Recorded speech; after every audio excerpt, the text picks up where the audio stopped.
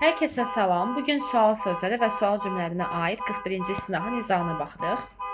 Deməli, izaha baxdıqca, yəni sualı izah etdikcə müəyyən qeydlər də bölüşəcəm. Gəlin deməli nəzərə yetirək. Birinci sualda biz həm köməkçi feil görürük, həm də cümlənin sonunda sözünü görürük. Bizim deməli sual cümlələrimiz 4 yerə bölünür. Bunlardan sual sözləri ilə başlayan sual cümlələri xüsusi sual cümlələri adlanır. Və məhz xüsusi sual cümlələrində köməkçi feil varsa, həmçinin cümlənin sonunda sözünü varsa, bu tamamlığın sualı deməkdir. Tamamlığa isə biz deməli, adətən 2 sual sözü ilə sual veririk. Ya whom, kimi, kimə deməkdir, ya da who. Sözünün işlənməsi isə whom və who-da fərqlidir. Whom olduqda sözünü whom-la yan-yana, yəni yanaşı işlənir. Misal üçün, with whom, kim ilə. Who olduqda isə who cümlənin əvvəlində gəldikdə sözünü cümlənin sonunda işlənir. Və burada da variantlardan göründüyü kimi bizim doğru cavabımız olacaq B variantı. Who are you playing football with? Yəni sən kimlə futbol oynayırsan? Deməli, tamamlığın sualı olanda köməkçi feil, mübtəda əsas feil yazırıq və cümlənin sonunda sözünü işlənə bilir. Məhz who da deməli, tamamlığın sualıdır ki, cümlənin sonunda sözünü qəbul edir. Bundan başqa cümlənin sonunda sözünü qəbul edən hansı sual sözlərimiz var? Where, harada deməkdir. Where from, haradan. What, for ilə işlənə bilər. Yəni, digərlərinə də işlənir, amma daha çox for ilə işlənir. What for, nə üçün? What for bərabərdir why sözünə, yəni why sual sözünə. Why olan yerdə for yaza bilmərik. Çünki why nə üçün, niyə deməkdir? What isə forla işləndikdə, yəni cümlənin sonunda gəlir sözünü. O zaman what for, nə üçün olur.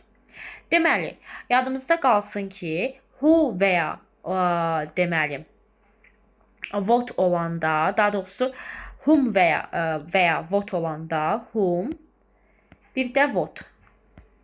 Sözünü həm bu ikisinə yanaşı, yəni əvvəldə gəlir. Digər tərəfdən who olanda isə cümlənin sonunda gəlir sözünün. Burada da olduğu kimi who are you playing football with? Sən kimlə futbol oynayırsan? Gəlin baxaq niyə digərləri olmaz. When olanda cümlənin sonunda sözünü işlənmir. Where with-lə işlənmir. Where hara deməkdir? With ilə lalə deməkdir. Why yenə sözünü ilə işlənmir. How da həmçinin sözünü ilə işlənmir. İndi isə baxaq ikinci suala. Yenə biz burada köməkçi feil görürük. Mübtəda, əsas feil. Bu sual cümlələrindən xüsusi sual cümləsinin düsturudur ki, xüsusi sual cümləsi adətən WH və ya how suallarından biri ilə başlayır. Sonra köməkçi feil, mübtəda, əsas feil gəlir və cümlənin sonunda isə sözünü olur. Whose özündən sonra isim tələb edir və yaxud isimsiz də demək olar ki, işlənir, amma o zaman da köməkçi feil olmur. Birbaşa əsas feil və ya to be feili gəlir. How yenə burada köməkçi feil olmur. Çünki how necə deməkdir? Biz bunu to be feil ilə işlədə bilərik. Misal üçün, how are you? Necəsən deyirik. When cümlənin sonunda to ilə işlənməz. When nə vaxt? To, ya deməkdir. Yenə why, to sözünü ilə işlənməz və bizim doğru cavabımız qalacaq who. Yadınızda saxlayın ki, who tamamlığın sualıdır. Yəni, təkcə mübtəda yox, tamamlığın sualıdır olur və bu zaman köməkçi feil və cümlənin sonunda da sözünü gəlir. Amma mübtədanın sualı olduqda biz who-nu yazırıq, daha sonra xəbəri, hansı xəbərdirsə onu yazırıq, köməkçi xəbər, köməkçi feil yazmırıq və xəbəri üçüncü şəxsin təkində yazırıq. Üçüncü sual ilə davam edirəm. Burada artıq başda da qeyd etdiyim kimi cümlənin sonunda sözünü gələn olacaq deməli who və what. Yəni what are they laughing at? Onlar nəyə gülür? Cavab olacaq E variantı. Laughing at ifadədir, gülməkdir, nəyisə gülmək və burada at də sözünüdür. O da tərcümə ilə həm də sözünün işlənməsi ilə E variantı uyğun gəlir. Deməli, davam edirik. Dedik ki, whom olanda, whom tamamlığın sualıdır. Kimi, kimə deməkdir. Sözünü whom-la yanaşı gəlir. Lakin, deməli,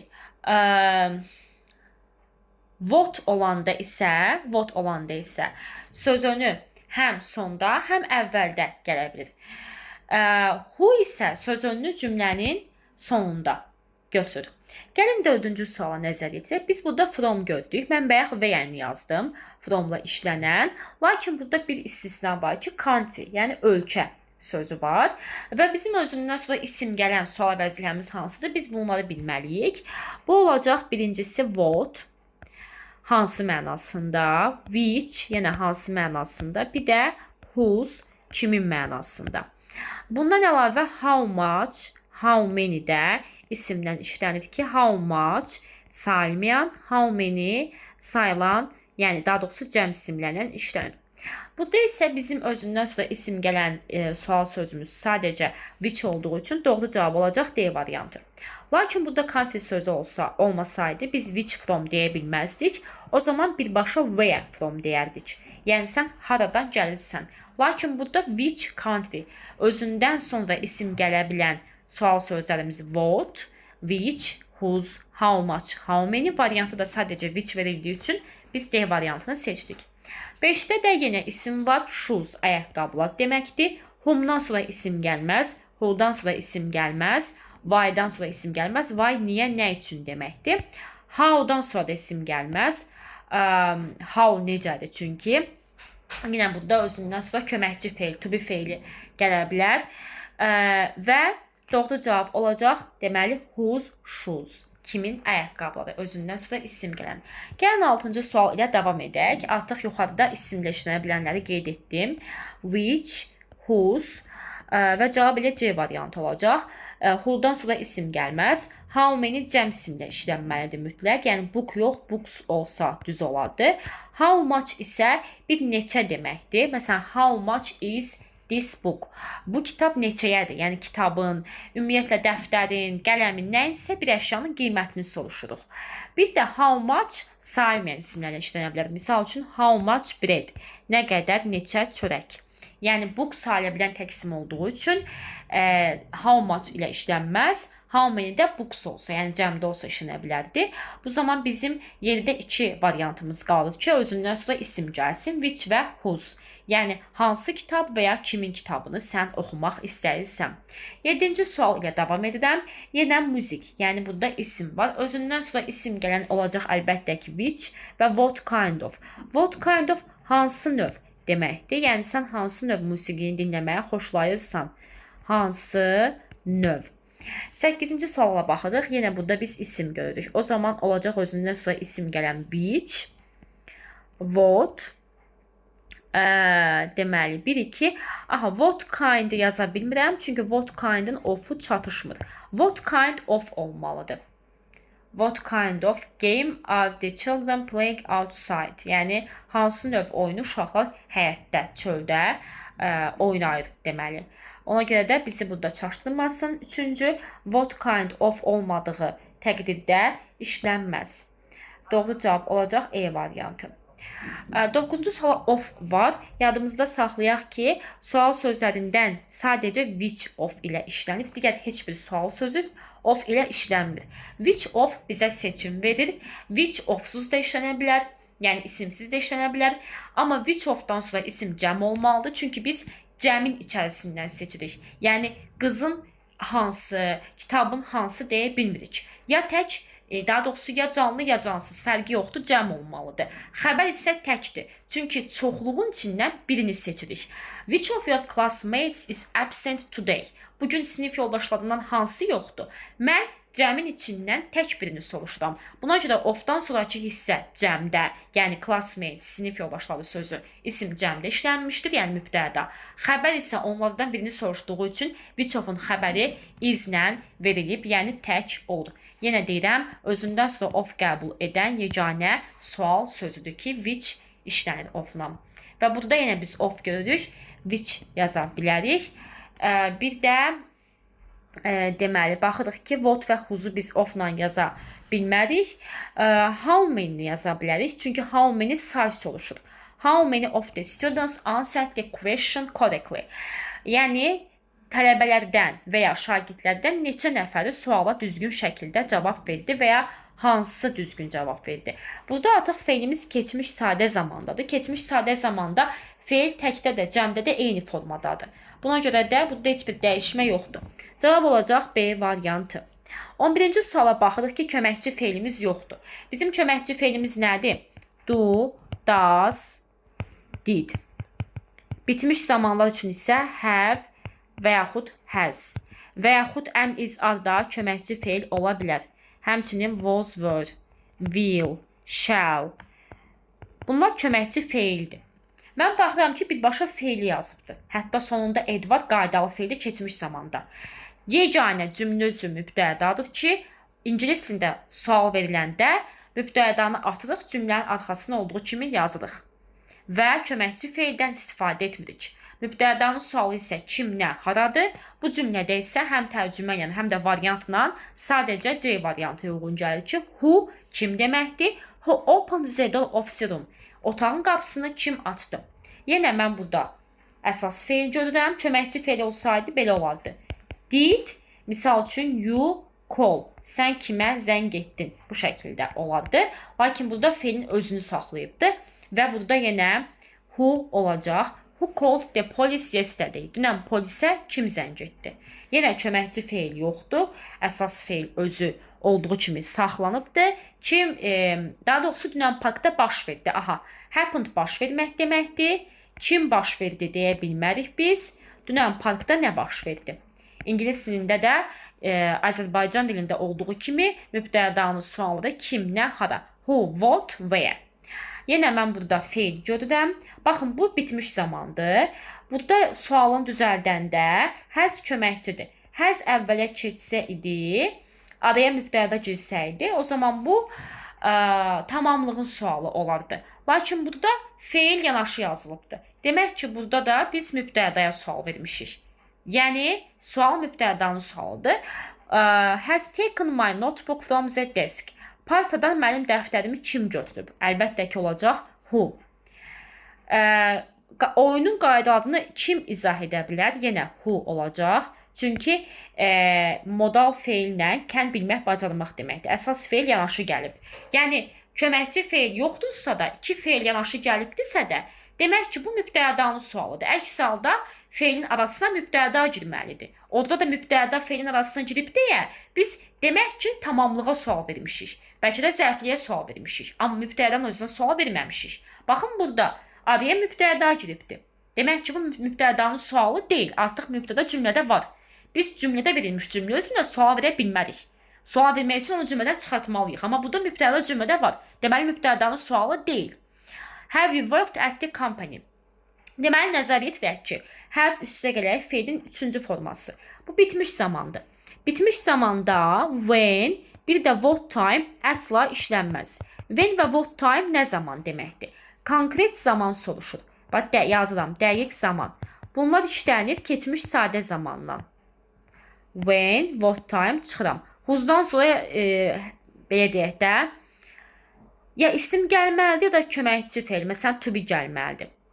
Məsələn, whose is this shirt? Bu köynək kimindir? Və yaxud whose shirt is this? Bu kimin köynəyidir? Yəni, amma belə köməkçi feil, mübtəda əsas feil gələ bilməz. Ago keçmiş zamanın zaman zərfidir, yenə keçmiş sadə zamandır. Burada bizə nə veribdir? İndiki bitmiş zaman. Olacaq how long. How long nə qədər müddətdir deməkdir. Yəni, sən nə qədər müddət o şirkətdə işlədin. Yəni, biz indiki bitmiş zaman görürük. When-lə, what time-lə işlənmir. Nə qədər müddət, nə vaxtdan bəri. Since when, since what time işlənir. Olacaq B variantı. Twice a year. Twice-i to sözündən yadınızda saxlayın. To 2 deməkdir. Twice a year ildə 2 dəfə. Do you go to the dentist? Diş həkimi. Diş həkiminə gedirsən. Deməli, baxıram cavaba. Cavabda mənə nə veribdir? Zaman verilən söz. İldə 2 dəfə. Demək ki, mən məntiqlə onun diş həkiminə nə tezlikdə getdiyini soruşuram. Yəni, sən hansı aralıqda gedirsən diş həkiminə? Ayda bir dəfə, gündə bir dəfə, həftədə 3 dəfə və s. Bu da olacaq how often. Yəni, hansı aralıqda, nə tezlikdə, indiki sadə zamanın sualıdır. Bəzən keçmiş sadə zamanda da istifadə oluna bilər. Hansı aralıqda, nə tezlikdə? Həftədə 2 dəfə, gündə 3 dəfə. Bu kimi də cavablarda mövcuddur. Digər tərəfdən baxırıq ki, choose the correct variant. Düzgün variantı seç. Ümumiyyətlə bu tipdə cümlələr xüsusi sual cümləlidir. Bir daha qeyd edirəm ki, WH hərf birləşməsi ilə başlayır və 9-11-ci sinif buraxılış imtahanlarında çox tez-tez rastımıza çıxır. Düstur, sual sözü, köməkçi feil, mübtəda və əsas feildir.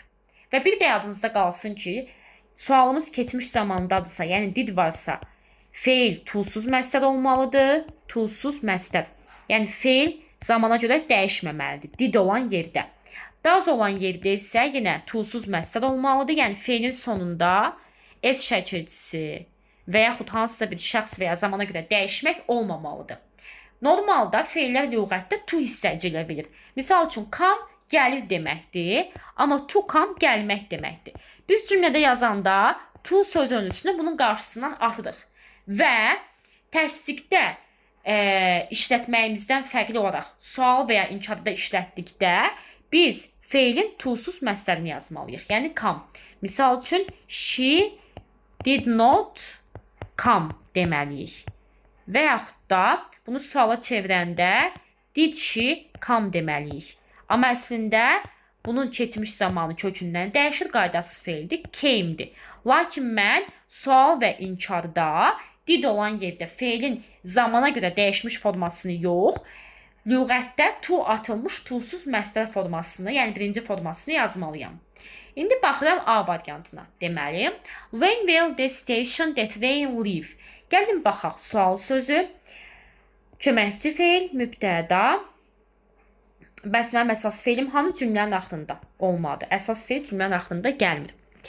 When will the train the station leave? Baxın, burada onsuz da problem the train the station sözlərinin yanaşı verilməsidir. Station vağzal deməkdir, train qatar deməkdir. Will gələcək zamandır, when nə vaxt nə zamandır. Cümlə belədir ki, qatar vağzalı nə vaxt tərk edəcək. Yəni mən iki ismi yanaşı qoya bilmərəm. Burada when will the train leave the station cavab olacaq E variantı. Mən vağzal sözünü feildən sonraya qoymalıyam. Deməli, burada köməkçi və əsas feil yanaşı gəlibdir. Lakin mən burada köməkçi feil, mübtəda, əsas feil yazmışam. Burada da eyni qayda olubdur. Deməli, düsturumuz necə oldu? Sual sözü, köməkçi feil, mübtəda, əsas feil və daha sonra isə burada yer zərfidir. Yəni, haranı tərk edəcək? Vağzalı. 20-ci suala baxırıq. Baxın, sual cümləsində feilin sonunda S var. Biz dedik ki, sual cümləsində və inkar cümləsində feil to hissəciyə atılmaqla indiki, yəni birinci formasında yazılır. Heç bir şəxsə zamana görə dəyişmir. Çıxdım. Yenə sual cümləsində feilin sonunda S olmaz. Çıxdım. C variantı tamamilə doğrudur. Baxın, does var. Feilin sonunda S yazmayıbdır. Feil olduğu kimi qalıbdır. Yəni bu doğrudur. Bir dəqiqə bunun üstünə xətt çəkim. Bu doğrudur. D variantında iki feil yanaşı gəlibdir. Burada isə feilin sonunda S var, olmaz. 21-ci suala baxıram.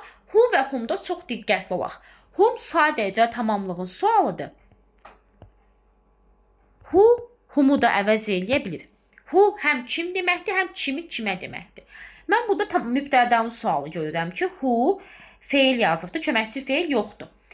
Cümlənin olduğu kimi köçürübdür. Yəni, Roberti qonaqlığa kim dəvət etdi? Mübtədanın sualı olduqda, mübtəda canlıdırsa who yazılıq, cümlənin arxasına olduğu kimi köçürürük. Mübtəda cansızdırsa what yazılıq, yəni nə?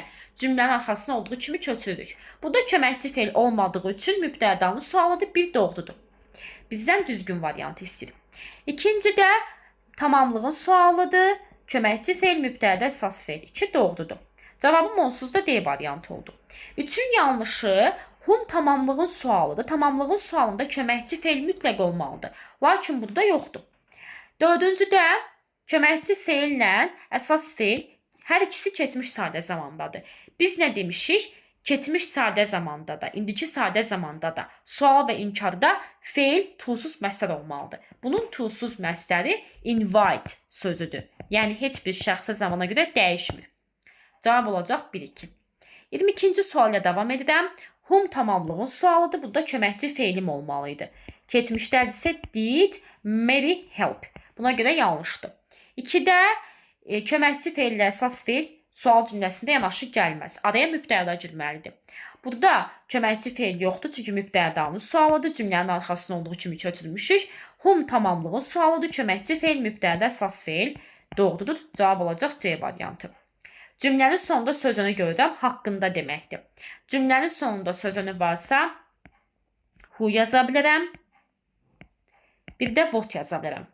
Deməli, amma sözünü what-la yanaşı da gələ bilər. Misal üçün, about what da deyə bilərdik. About what are they talking? Onlar nə haqqında danışırlar?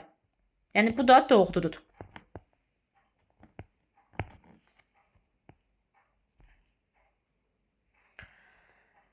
Aha. Deməli, olacaq 1 və 2. 24-cü sual isimdir. Özündən sonra isim gələn whose. Kimin tələbələri Londona gedir? Hansı tələbələr? Bir də neçə tələbə? Who'dan sonra isim gəlmir. Baxın, köməkçi feil yoxdur. Əsas feili birbaşa yazıbdır. Aha, o zaman bu nəyin sualıdır? Mübtədanın. Mübtədanın sualı kim, nə, hara? Kim, who, nə, what. Müəllimin qərarını dəyişməyə kim məcbur etdi, nə məcbur etdi? Sonuncu suala gəlin baxaq. Who mübtədanın sualıdır. Köməkçi feil yoxdur. Cümlənin arxasında olduğu kimi köçürmüşük. Bir doğru. Köməkçi və əsas feil yanaşı gəlməz və əsas feil yenə deyirəm ki, keçmiş zamanda olanda sualda toolsuz məqsəd olmalıdır. Yəni sign, imzalamaq deməkdir. Ed olmaz. Deməli, köməkçi feil ilə əsas feil yanaşı gəlməz. Amma bu düzdür. Köməkçi feil, mübtəda, əsas feil və who olan yerdə sözünün sondadır. Çünki niyə? Bu tamamlığın sualıdır. Deməli, sual sözləri ilə bağlı 41-ci sınavın izahı bu qədərdir. Daha çox faydalı videolar üçün kanalıma abunə olmağı, şərh yazmağı və kanalımı davamlı izləməyi unutmayın. Təşəkkürlər. Növbəti videolarda görüşənədək sağ olun.